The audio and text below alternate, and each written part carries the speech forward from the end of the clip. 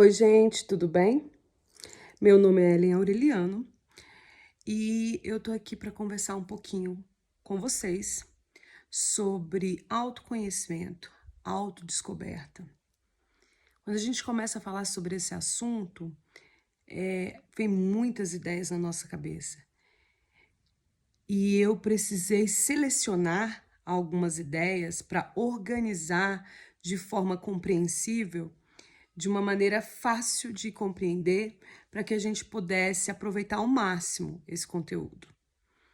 Eu sou professora há mais de 20 anos, sou formada em letras, inglês, e nessa minha jornada de professora, o que eu mais fiz foi lidar com pessoas, pessoinhas e pessoas. Não no sentido de menosprezar, mas crianças, adolescentes e adultos. Então, lidar com pessoas faz com que você reflita muito com relação às suas ações, suas atitudes e com relação às atitudes deles também. E você se torna uma pessoa muito observadora. E não é fácil, todos os dias é um desafio, como qualquer outra profissão. A profissão de professor, todos os dias é um desafio. Mas eu costumo dizer que a minha profissão, ela não é simplesmente uma tarefa diária. Ela é muito mais que isso, ela é uma missão. E dentro desse meu processo, eu fui vendo a necessidade de compreender melhor com quem eu estava lidando, seja as crianças, os adultos, até mesmo os pais com os quais muitas vezes a gente está lidando. E fui tendo uma necessidade muito grande de partir para o lado da psicologia. A gente diz muito que o professor é mãe, é psicólogo, é médico,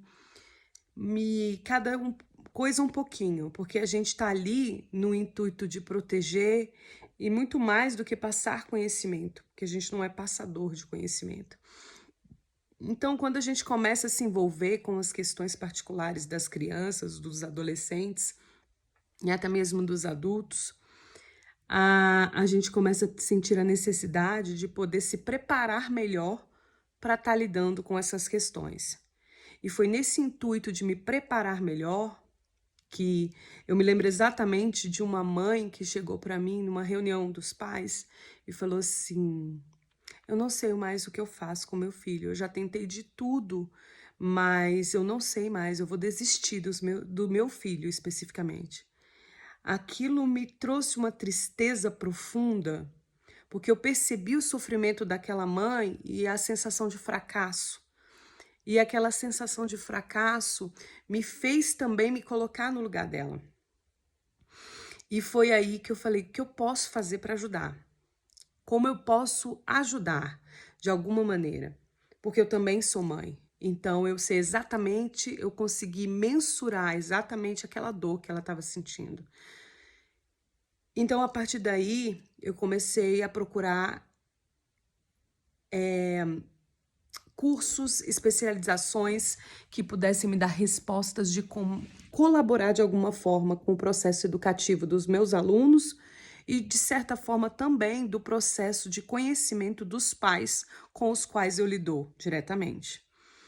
Então, nesse processo, eu procurei a psicopedagogia, onde tinha a área voltada também para a clínica institucional, me dando essa dupla habilitação. E a psicopedagogia me deu a possibilidade de compreender mais a mente, as questões das sinapses, o processo de conhecimento, o processo de aprendizagem, como acontece, como de fato lidar, as questões que viabilizam o aprendizado, mas também as questões que dificultam o aprendizado. A quantidade de criança que nós temos hoje em dia com dificuldade de aprendizado por alguma questão ou algum transtorno é gritante. Talvez pelo fato de hoje a gente ter uma maior abertura à informação, ao conhecimento, porque possivelmente muitas dessas crianças que apresentam algum transtorno, alguma questão particular, trazem históricos familiares. Pai, mãe, tio, avô, avó, que já tiveram alguma coisa dessa maneira. Então aí, voltando à questão da psicopedagogia, eu estudei, fiz o processo de pós-graduação, fiz vários outros cursos. E chegou um momento, eu acho que eu costumo dizer que tem um momento na vida da gente que a gente chega em xeque-mate, parece que a gente fala assim: agora eu tô em xeque-mate. Para eu caminhar, para eu passar daqui para frente, eu preciso tomar um rumo diferente. E foi exatamente isso que aconteceu. Eu sempre gostei muito de estudar, estudar sempre foi minha paixão, leitura é minha paixão. E conhecer é minha paixão, compreender é minha paixão. Então, dentro desse processo de psicopedagogia clínica institucional, eu entrei em outros cursos, fui para a área da parte de transtornos, TEA, processos de transtornos espectro autista, dislexia, TOD, TOC, esses transtornos que hoje a gente já tem um certo acesso maior de conhecimento. Então, dentro disso, eu fui me inquietando cada vez mais, porque o conhecimento é assim. Quanto mais você sabe, parece que você vai abrindo portas e mais você quer saber. E nesse momento do meu checkmate, que eu costumo dizer que foi em 2018, exatamente, onde eu precisei parar, eu entrei num processo de mergulho interno e pensar quem eu sou de fato, o que eu queria de fato, como eu podia alcançar esses objetivos de fato. Em 2018, eu fiz uma viagem para a Europa e essa viagem para a Europa me trouxe descobertas diferenciadas e me trouxe um momento introspectivo. E quando eu cheguei, porque depois eu posso contar mais ou menos o que aconteceu, mas de forma geral me trouxe um momento de autorreflexão. Em resumo, eu cheguei da Europa e entrei no estresse pós-traumático por conta de um trauma que eu sofri durante a viagem e eu entrei em depressão profunda.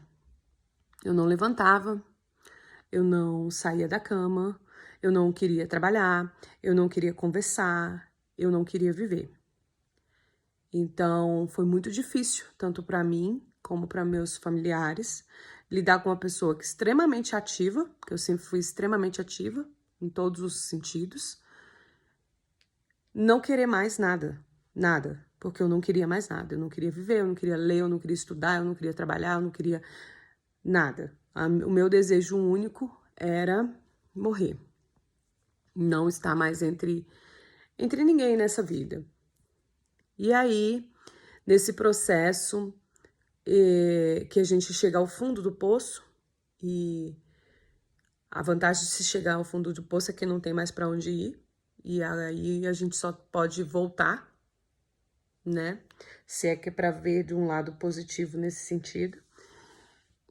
E aí eu comecei a ter momentos comigo mesmo. E momentos onde eu olhava para mim e falava e via coisas em mim que não me agradavam, coisas em mim que eu não achava boas, coisas em mim que me incomodavam e coisas em mim que me agradavam também. Então, eu comecei a enxergar, como a gente tem essa mania de enxergar o lado negativo da gente muito mais enriquecido do que o lado positivo, então geralmente eu tenho uma característica muito crítica, então eu enxergo muito o meu lado negativo, eu sou muito autocrítica, muito perfeccionista, tenho essas características. Então eu comecei a pensar em mim nesse momento de depressão. É claro que eu fui buscar tratamento, busquei psicólogo, psiquiatra, entrei com a parte medicamentosa também. Comecei a fazer atividade física, que é uma coisa que eu tenho muita dificuldade, fazer atividade física. Para mim eu faço porque precisa, de fato, mas se eu pudesse eu não faria, não é uma escolha minha. E, além disso, a busca espiritual. Eu já tinha começado uma busca espiritual desde há mais de 20 anos atrás, com o falecimento da minha avó. até mesmo para compreensão e aceitação daquele luto. E aí eu comecei a trabalhar essas questões em mim. E foi aí que eu comecei a procurar respostas para esse processo de autoconhecimento. Eu tô contando para você esses fatos para poder inteirar e saber como eu cheguei nessa ideia. E aí comecei a pesquisar, de fato, o que seria o autoconhecimento, porque quando eu comecei a estudar a doutrina espírita, uma coisa que eles colocam muito é o conhece-te a ti mesmo. Essa frase que não é de Sócrates, né? Mas que muitas pessoas atribuem a ele, ao filósofo grego.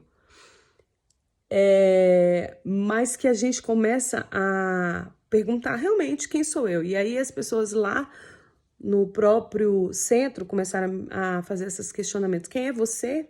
Pergunte para você mesmo, quem é você? Você se conhece? Porque somente conhecendo você, você poderá conhecer aos outros.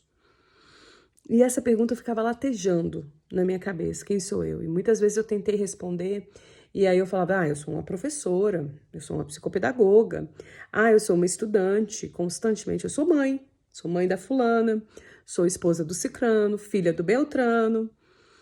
E então, em alguns momentos, eu via que aquilo ali, eu estava atribuindo valores para mim, sociais, e que de fato eu não sabia quem eu era. De fato, eu precisava buscar algo que fosse mais profundo como resposta. E foi aí que começou a minha caminhada. Eu comecei a ler, comecei a buscar conhecimento sistematizado em bibliografias, as mais diversas, e comecei a assistir lives também, né? Porque hoje em dia existe isso. E eu comecei a observar o quanto as pessoas com facilidade conseguem conceituar as coisas. Só que conceito é uma coisa muito relativa. Existem coisas que a gente fala, isso é isso, tudo bem, é inquestionável. Mas quando a gente fala de nós mesmos, de sentimentos, é muito complicado você dizer, faça isso ou faça aquilo que você vai chegar no seu autoconhecimento. Porque o autoconhecimento é algo individualizado, é seu, parte de você.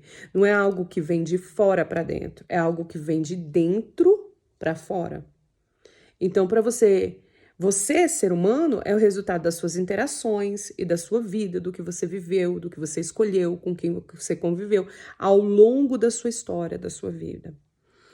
E é aí que começa o autoconhecimento.